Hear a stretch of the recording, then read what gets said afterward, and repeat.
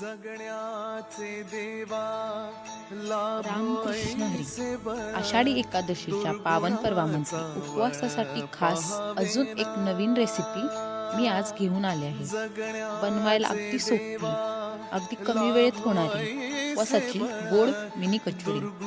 त्यासाठी आपण खसखस, ओलं खोबरं, ड्रायफ्रुट्स, पिठी साखर, विलायची, जायफळ पूड, किंचितसं मीठ वापरून आपण कचोरीचं स्टफिंग बनवून घ्यायचे आहे.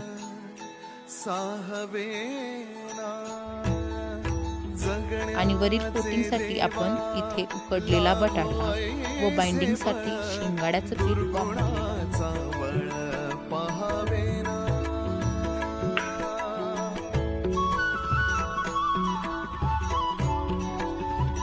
आता इथे मी दाखवल्याप्रमाणे पारी बनवून त्यामध्ये बनवलेले सारण बाहेर येणार नाही अशा पद्धतीने स्टफ करून घ्यायचे आहे.